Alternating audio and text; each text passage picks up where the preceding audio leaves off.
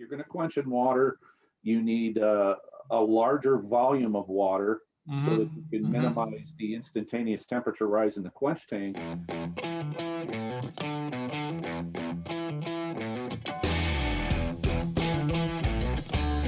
Welcome to a new edition of the Heat Treat Podcast. I'm your host, Carlos Torres, and today we have a great guest, Tracy Dougherty from AFC Holcroft. Tracy is VP of AFC Holcroft. He has traveled the world. He has seen many things, many applications. You know, it will be fun to talk with him and learn from the very best, the power players of the industry.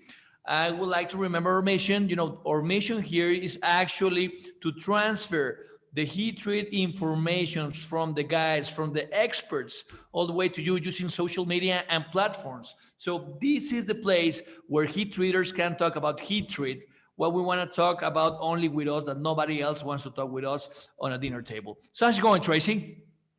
Going well. Thanks, Carlos. Happy to be with you. It's a pleasure. Thanks for taking the time. We're not live, but this is actually a Friday afternoon.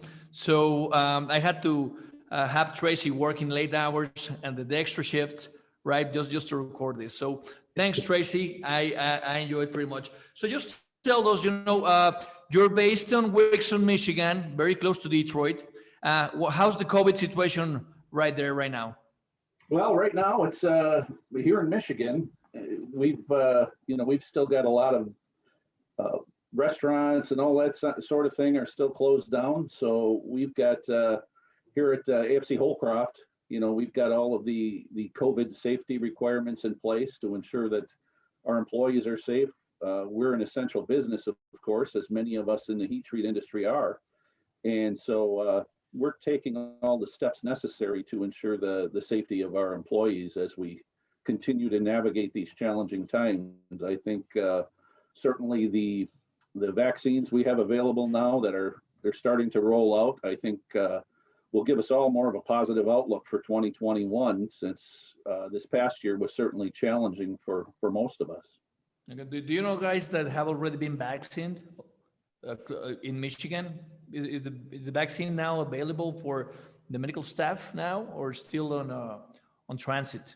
Yes, they are now vaccinating. They've begun vaccinating emergency responders, folks at the hospitals.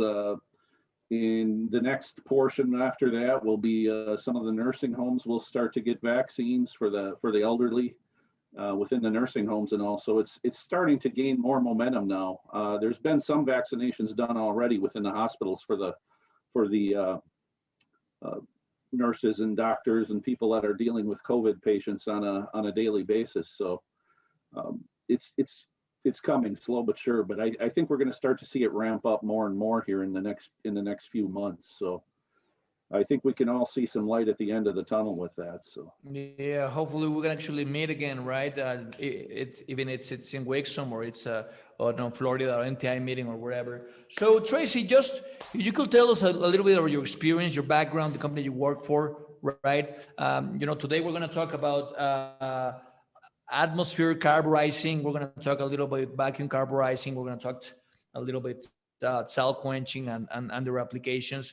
But before getting into subject, if you can describe a little bit of what you do, what your company does, and the trends that you're actually seeing right now in the market. Sure. Yeah. So as you said, Carlos, I'm the vice president of sales here at AFC Holcroft.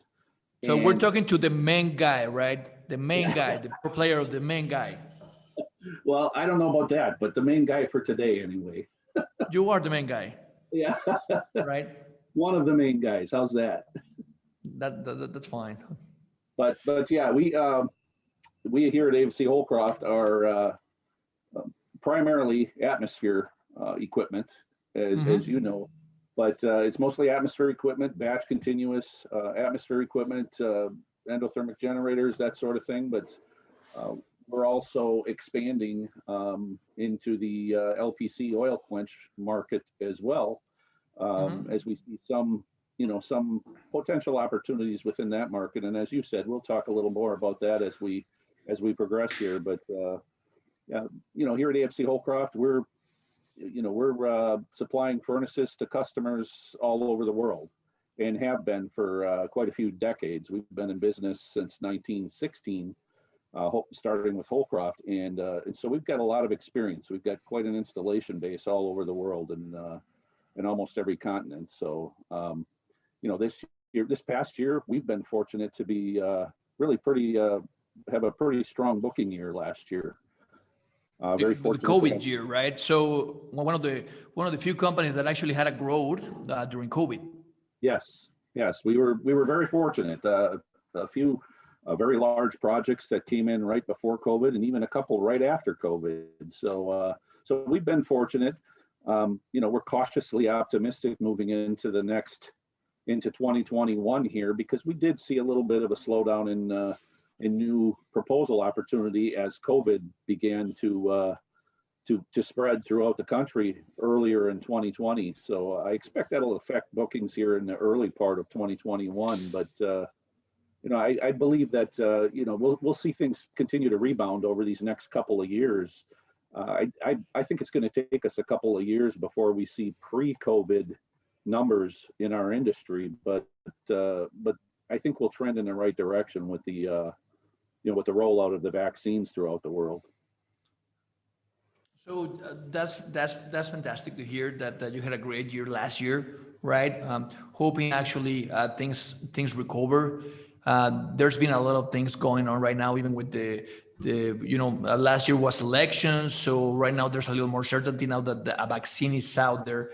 And you talked about that the main product or your expertise is mainly on, mostly, not mainly, on carburizing, right? So we're going to talk a little bit about that, right? What can you tell us about Carburizing Worldwide? How do people do it in Asia? How do they do it in Europe? How do they do it in the United States, Latin America? I mean, you mentioned LPC, which is low pressure carburizing at atmosphere.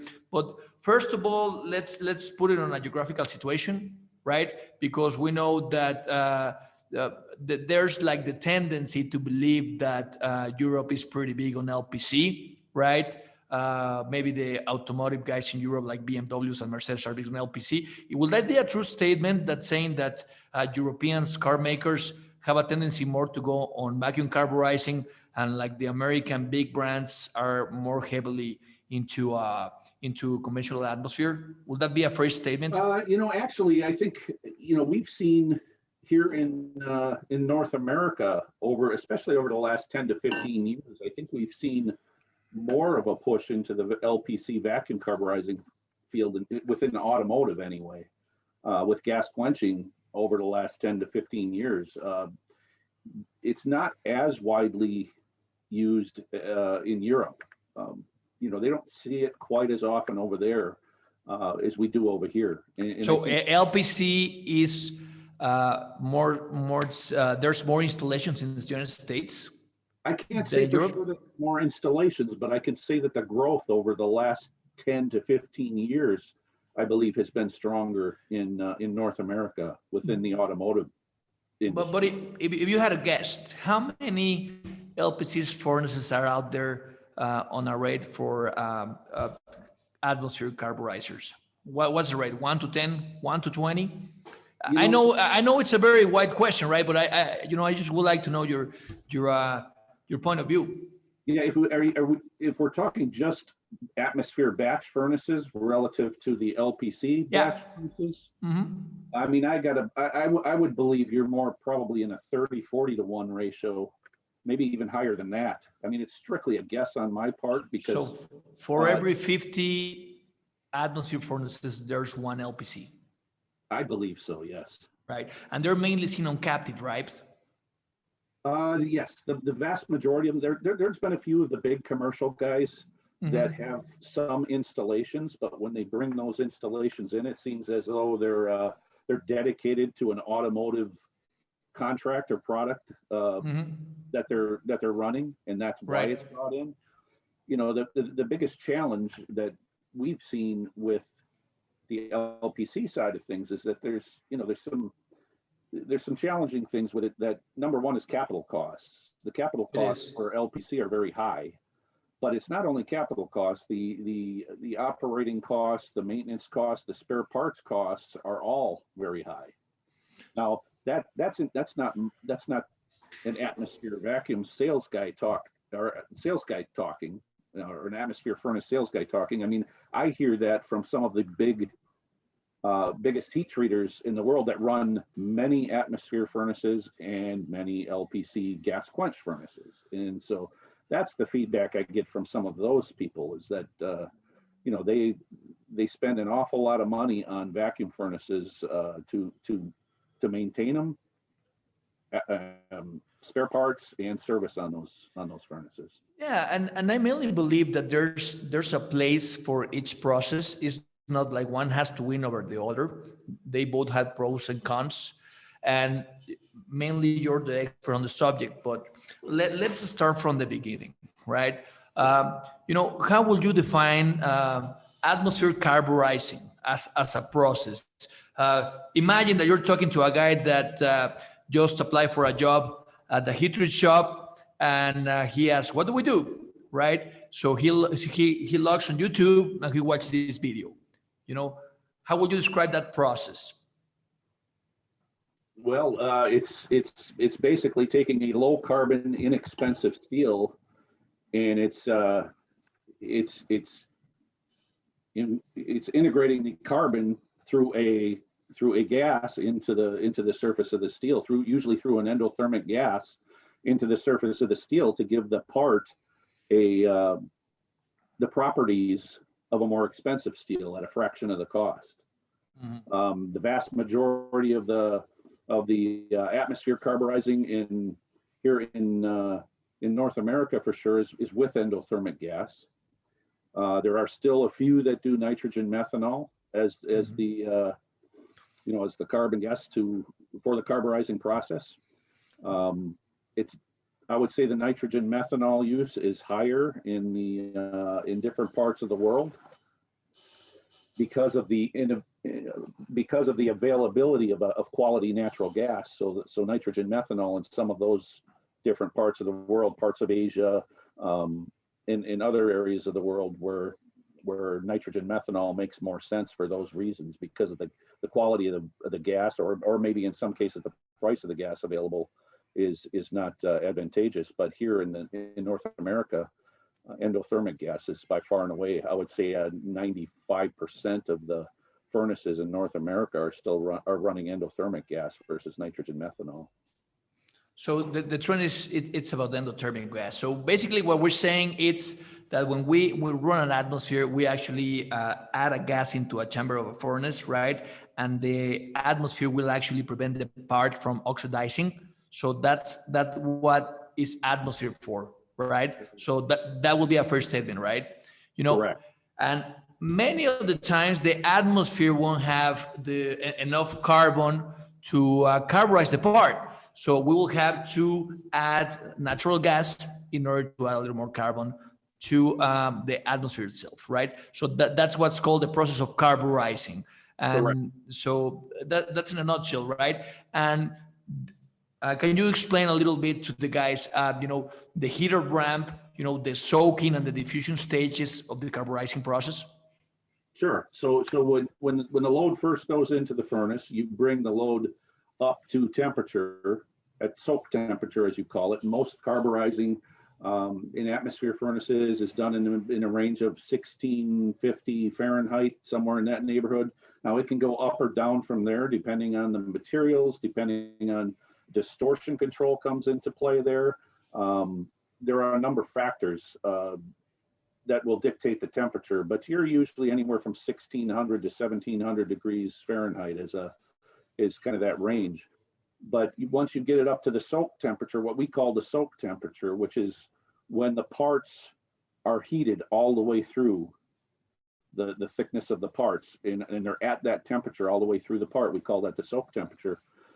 That's when you begin the carburizing process. And so the carbon within the material itself may have only like a 0.1% carbon or something in it.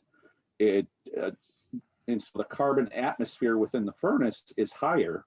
And as you said, you're bringing endothermic gas and natural gas into the chamber, and that carbon now, those parts now soak that carbon into the surface of the material to bring the carbon level at the surface of the material up to a point where it gives you better wear resistance and a tougher part for any wide variety of industries and parts.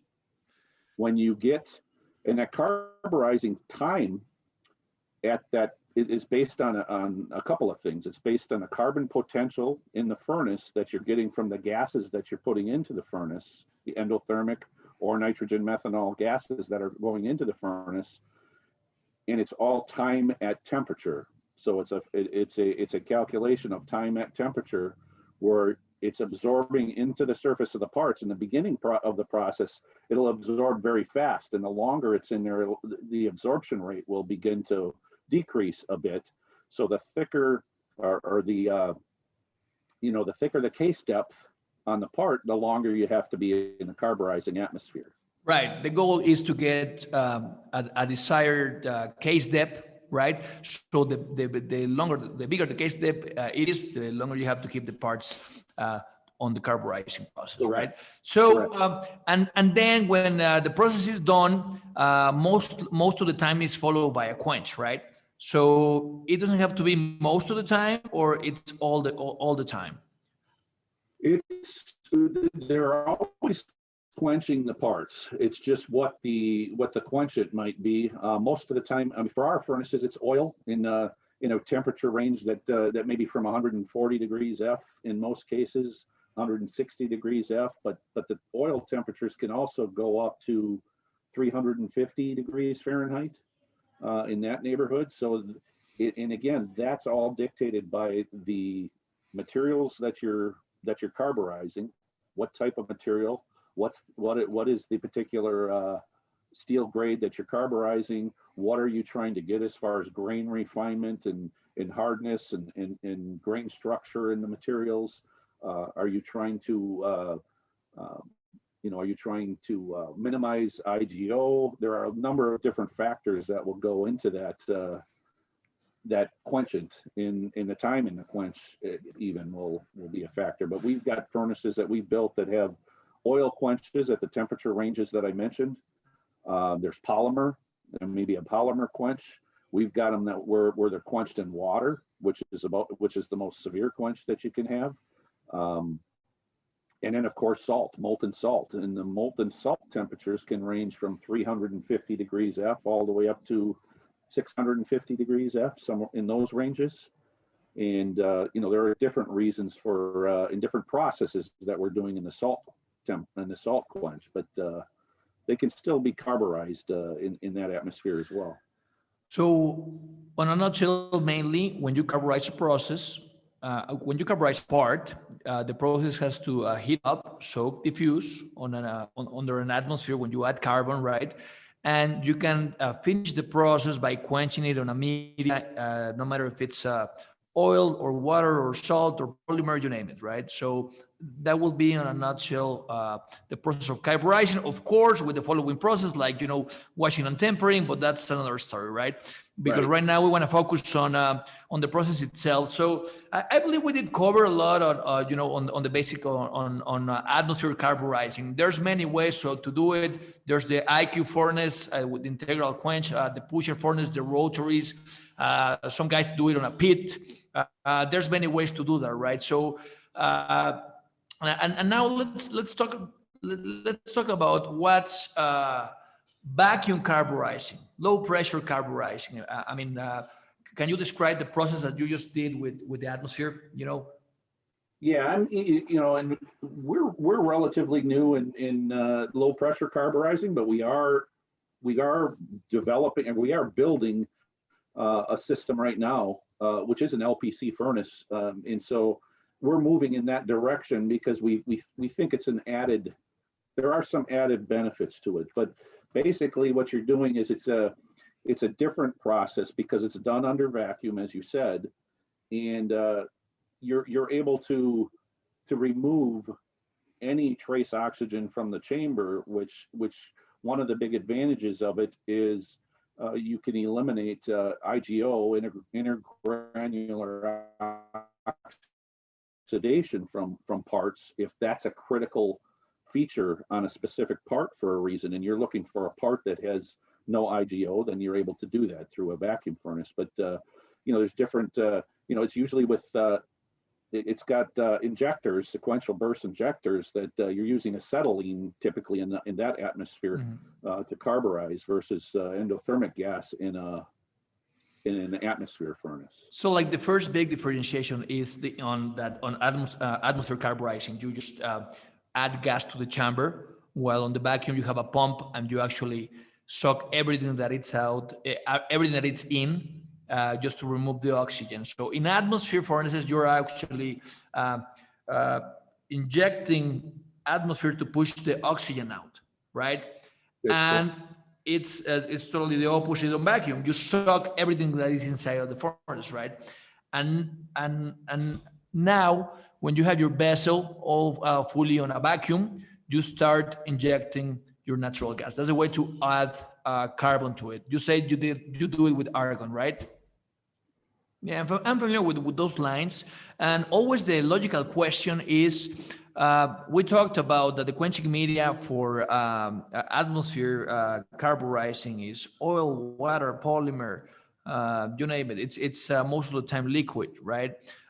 Yes. Now there's been some R&D on quenching atmosphere carburizing on gas, on a gas chamber as well.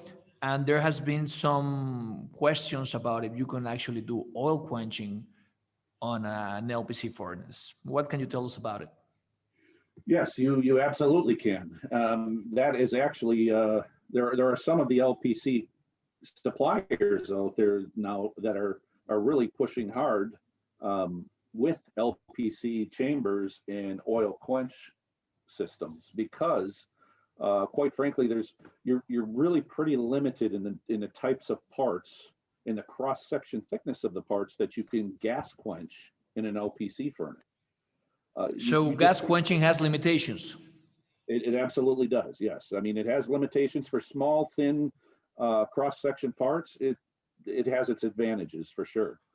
But when you get into thicker cross section, larger parts, when you start getting into the pinions and ring gears for trucks and SUVs and things like that, heavy truck construction equipment, there's just not many of those parts that you're going to be able to gas quench, and so that's what's been and that's my question, and I believe this is what everybody wants to know honestly.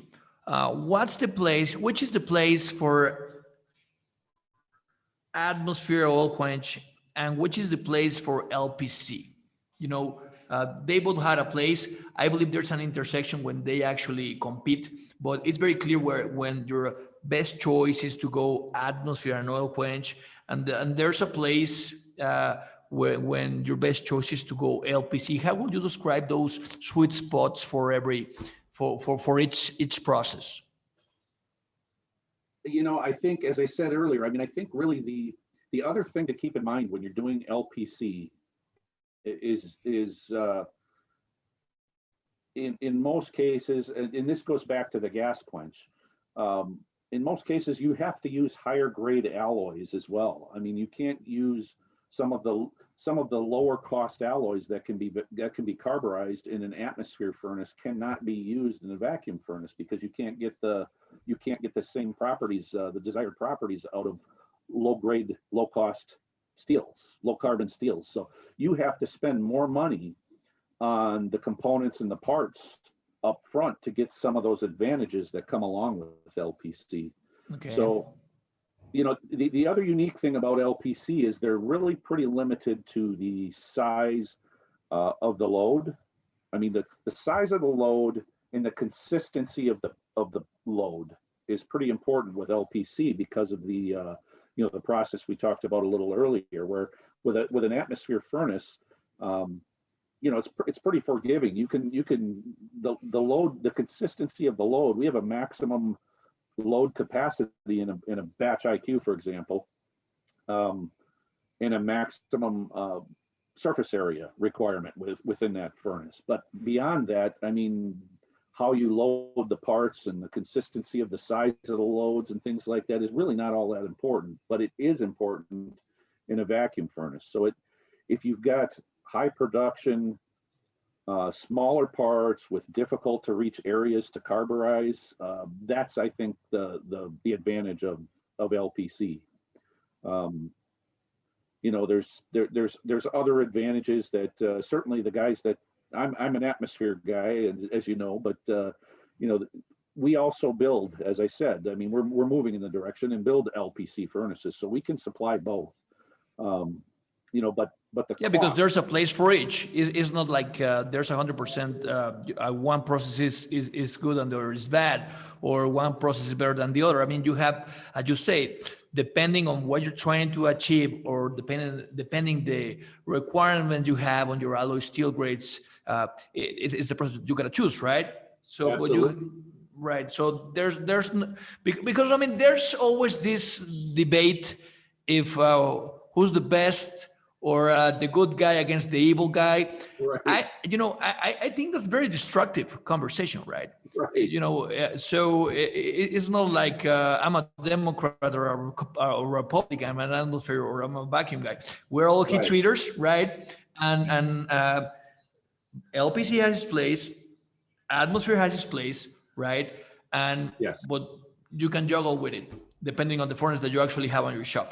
Absolutely, absolutely, and that's a great point, Carlos, because I mean, there's a reason why we have a number of years of experience ourselves in the vacuum industry as well, because we had a joint venture for about 10 years building LPC gas quench furnaces. And didn't Holcroft used to build vacuum furnaces as well? Yes, we had a joint venture with ALD out of Germany, so it was ALD Holcroft.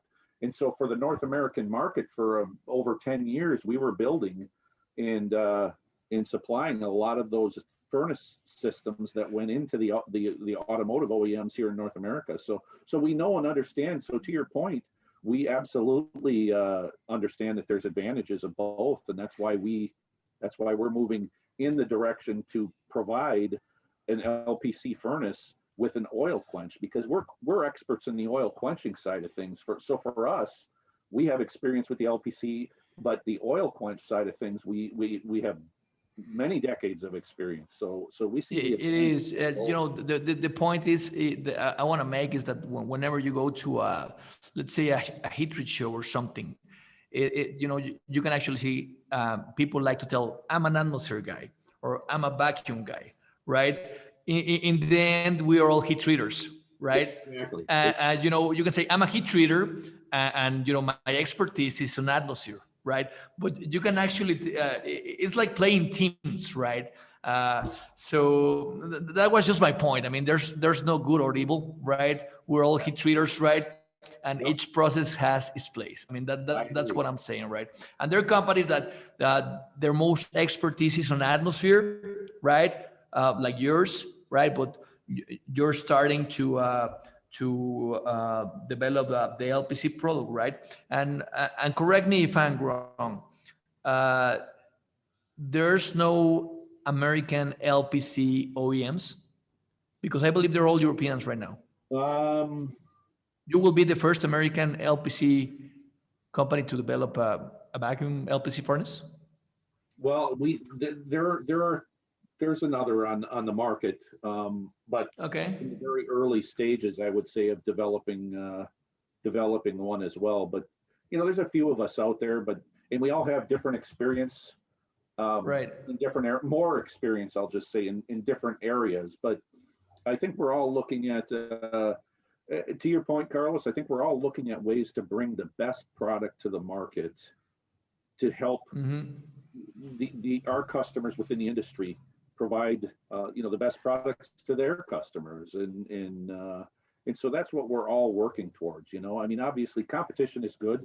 We all benefit from competition because that's what keeps us moving in the right direction and continuing to look at improvements in our products and that sort of thing. So I think we all bring different areas of expertise to the market, but to your point, at the end of the day, we're all heat treaters, and we're all trying to do what's best for our customers within this market. And having talked about the atmosphere, carburizing, and then you did a great job describing what's LPC, low pressure carburizing. What are the pros and cons of each, right? If you were to compare each process to the other, right? Sure. Which are the strengths and which are the weakness of each? Of LPC and well, I would say, some of the advantages of LPC is that you've got, as I said earlier, IGO, intergranular. IGO is like the big deal, right? Yeah, I mean, and you'll hear, that's a big talk for the vacuum guys because they can virtually eliminate IGO. Now, on the other side of that coin, we found through the years that many of the LPC furnaces that were bought with the idea that they were going to completely get rid of or eliminate secondary operations because of the elimination of IGO they really never realized those savings because they're still doing secondary operations for other reasons. When you say secondary operations, you mean machining? Yeah, machining, grinding, sometimes it might be part marking. I mean, we know of a number of customers out there that when you vacuum carburize a part and gas quench it, I mean, you can't tell a green part from a heat treated part. So that's kind of a big issue. I mean, in one hand, it's a plus, right? Everybody likes to see the nice shiny part that comes out of a vacuum carburizing process. But the downside of that is it's also fairly easy to mix parts and end right. up with parts And that I believe that that's the number one potential risk of a heat treater to let green parts go out of the company without being heat treated, right? Absolutely. So whenever you oil quench it, you know that the part has been oil quenched. It's pretty visual, right?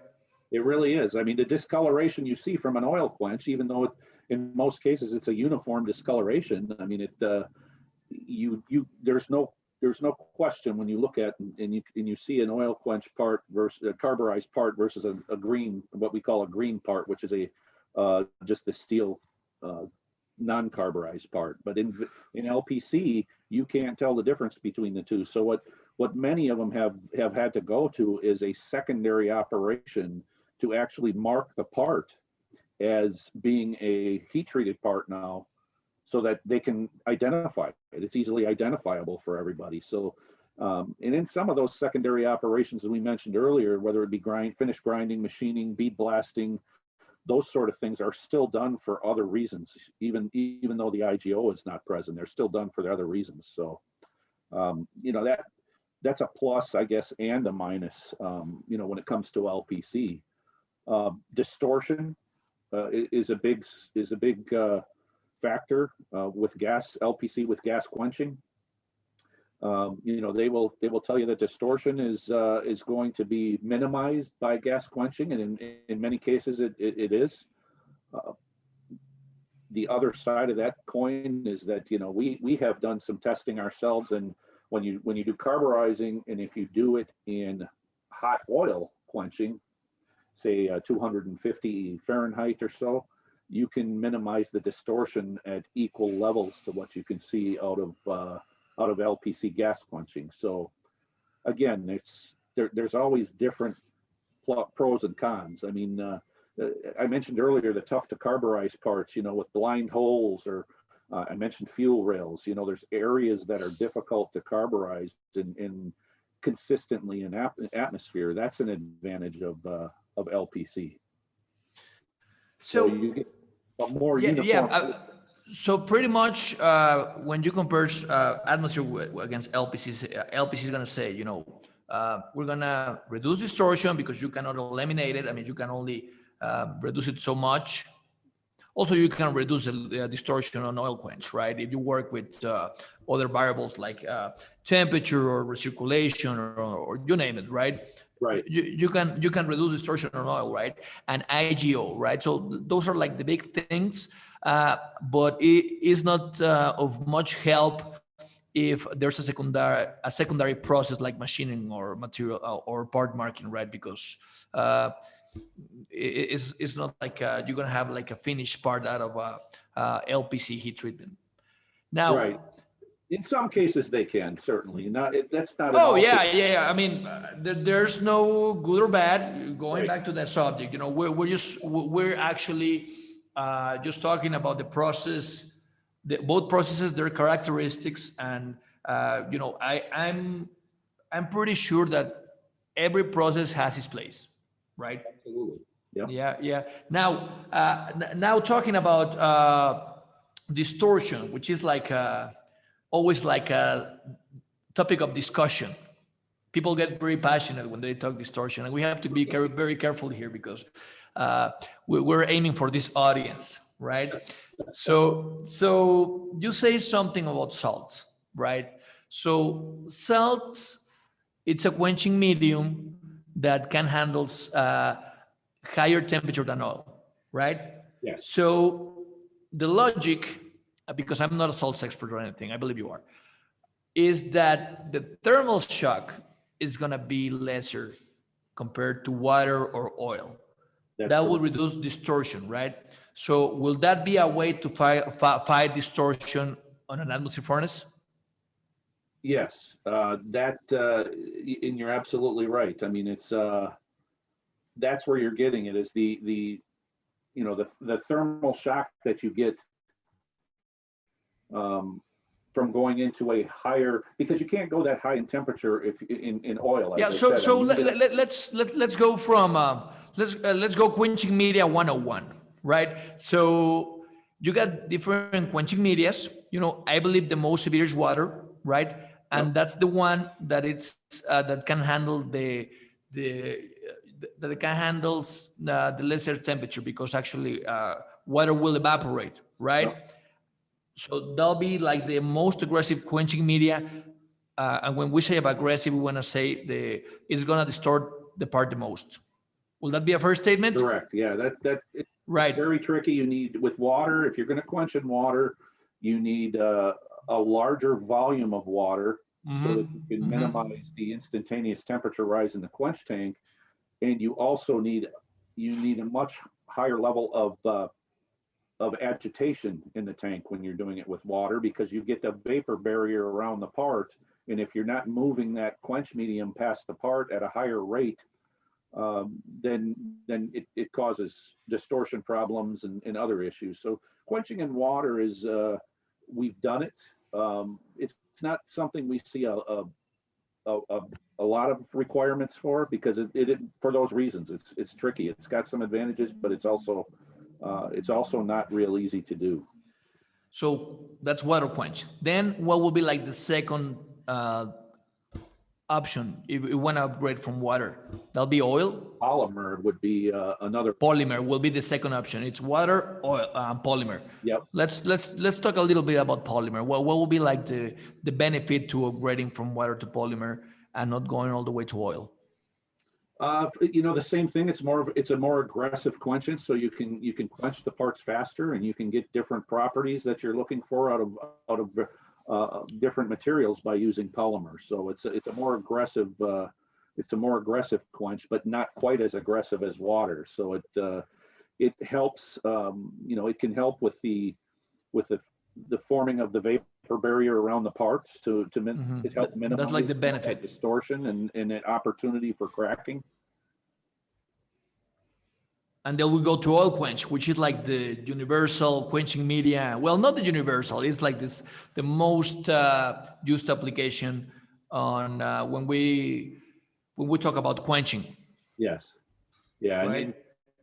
The vast majority of I would say the majority of the furnaces we build, we're quenching somewhere in the neighborhood of 140 to 160 Fahrenheit, and that's probably the most widely used oil temperature. And then we go up from there depending on again what raw materials you're carburizing or quenching, what raw materials, what properties you're looking to get out of those materials. And so the oil temperatures can go up from there, whether, we start at about 150 and we've got 250, and then we can go up to 350 from there. So you can't get much higher than about 350 with oil, because you get to the flash point of the oils. You have to have some unique custom lubricants and oils out there to be able to do that sort of thing. But that's about as high as you'll typically see anyway. There's always exceptions to the rule, but that's about as high as you're typically going to see on oil. Yeah, and so oil is it's kind of the main standard because the spectrum of the temperature is really big, right? Correct. Is that a fair statement, right? Because water, has a very low range. Then you just mentioned that we can add a little polymer, but the range is not very big still. And then we go Right. with oil, so most of the parts can be quenched I believe they called it hot oil, warm oil, standard oil, right? Exactly. Depending on the temperature you want to reach. But the thing about oil is that actually can ignite with a flash point, right? If we keep oil to a certain temperature, we can have some ignition on the oil, right? And I Correct. believe there's when we want if our parts need to have still to get quenched, right? And the oil is not sufficient. Is that when we upgrade to salt? How would you describe the gap in order to choose a hot oil or start talking about salt quenching?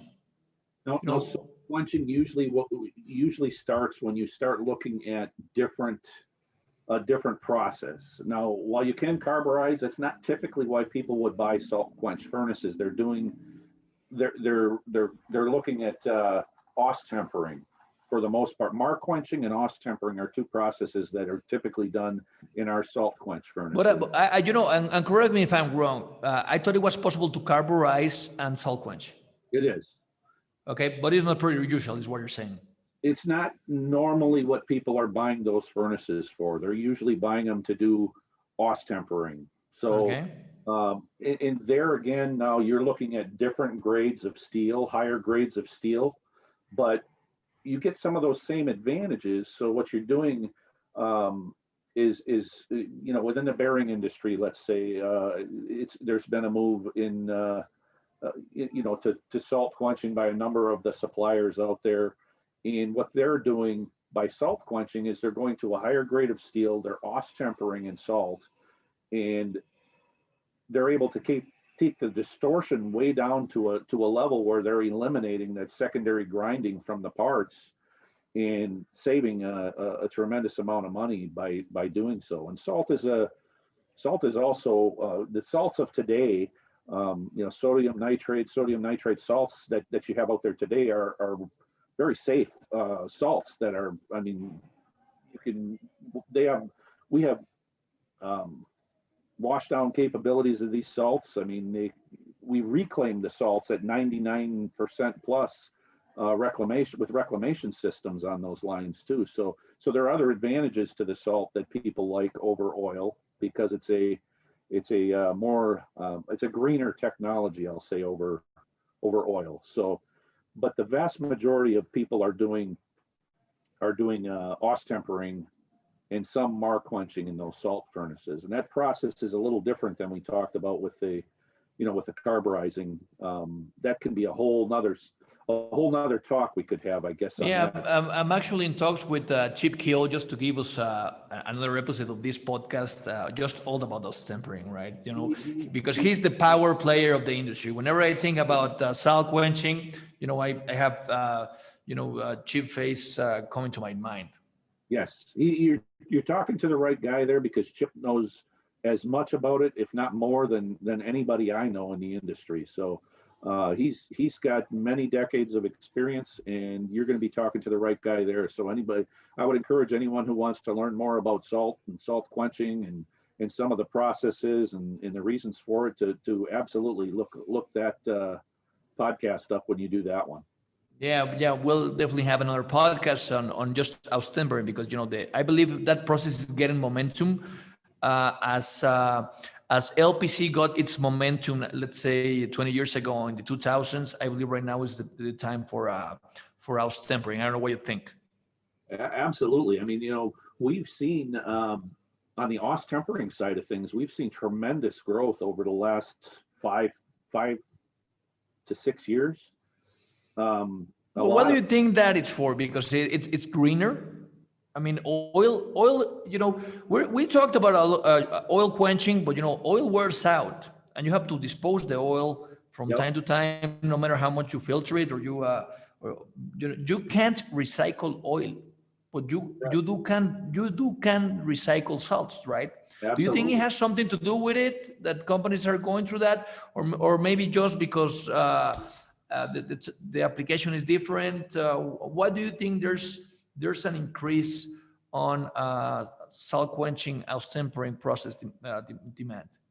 You know, I think it's driven more by distortion control than it is green technology, but I think it's a combination of both. Okay, so I'm gonna ask something, and I think I'm walking on very in a dangerous place here. Uh, when we talked about LPC, you say the main thing was IGO and distortion, right? Yep.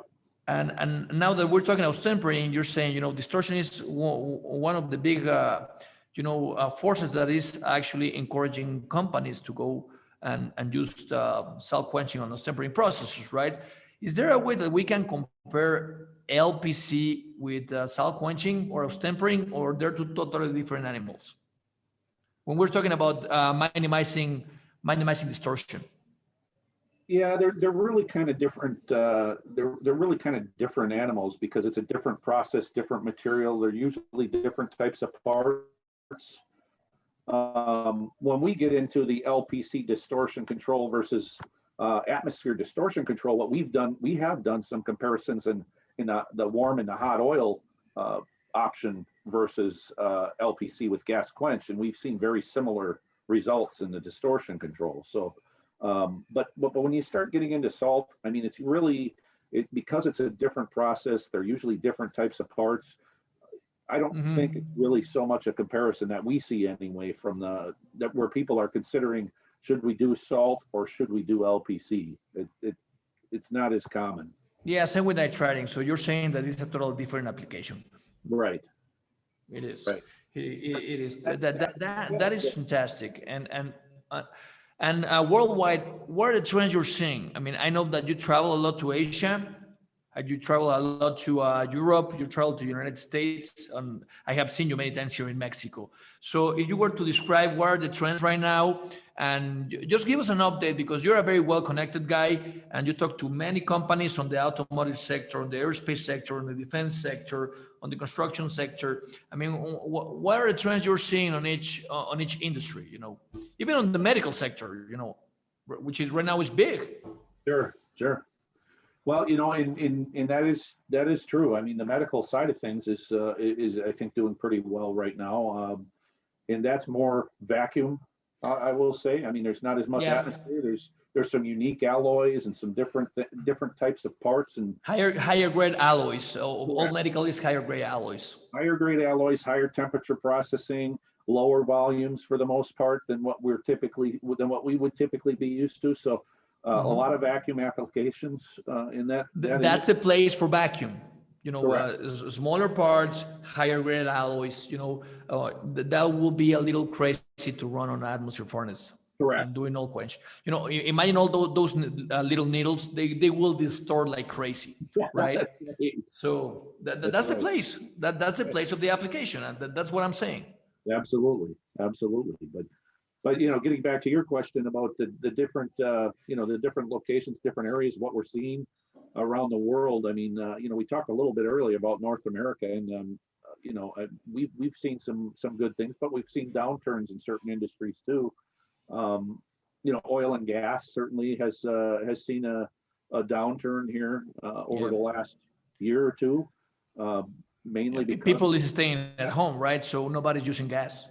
Exactly. So it's had a big effect, and that has a trickle down effect on all of us as heat treaters, because oil and gas is all, you know, there's a lot of customers in that market, in that industry, specifically down in the, you know, in the mid south portion of the country here in the United States, and so, you know, we've seen automotive still seems to be doing pretty well. You know, we're still seeing some. You know, why do you think automotive is still doing well? Well, it's kind of a difficult thing to explain for me. I have some friends that are in the industry, and as an example, I mean, some of the dealerships around here, I mean, they're selling record numbers of vehicles, and I can't really explain it, to be honest with you. Through a pandemic when people aren't driving nearly as much, but yet they're selling vehicles at a pretty good pace. Now, I can't say that I think that's going to continue. Personally, I believe with the change in the political outlook here in the United States, I think we're going to see some things that are going to change when it comes to the CAFE standards of the automotive OEMs. I think they're all going to be going back to a heavier push and we see it already with the electric vehicles. I'm sure you've seen some of the announcements out of Ford and GM and the others that are going to be going to electrification of the F-150s and other vehicles. So I think we'll continue to see that market grow, and that presents other opportunities. Some of the battery production, for example, in things like that. So otherwise, I think, as I said earlier, I think we'll see in North America here, we'll see things continue to maybe be a little bit of a slow period here for a while in this year, and I think we'll see it gradually come back to pre-COVID levels over the next year or two. South America for us has continues to be a bit of a challenge. I don't know that that's going to change anytime soon. They've certainly had their challenges and struggles in South America when it comes to the economy down there. Europe, same thing. I mean, our European partners have had a really tough 2020, and it's driven mostly over there by the automotive market again, because they're, that's one of, as it is everywhere, one of the main industries, and they've already put a lot of those standards in place to move to the electric vehicles, and so that has caused Europe to really be have a difficult year over the last year, and we're seeing some indications that things are going to rebound there. We're hoping going into next year, but still some challenges there. Asia has really done quite well through this pandemic, at least China, I should say. China, again, our partners over there, our sister company over in Beijing, has seen really a very good year, a good bookings year, and solid backlog. And so things over there are doing quite well right now. And India, I think, has been a little bit more of a challenge through the pandemic. They've had some countrywide shutdowns and things that have affected their economy certainly more than China.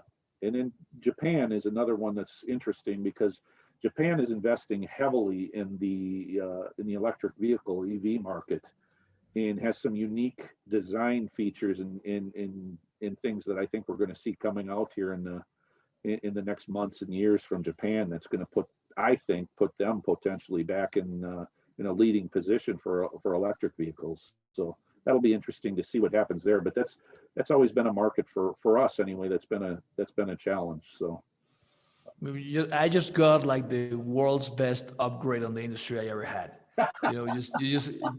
Thanks for that. So you're watching this channel. That's the greatest international update I ever had on regarding the industry. Thanks for doing that, Tracy. I should call you more often.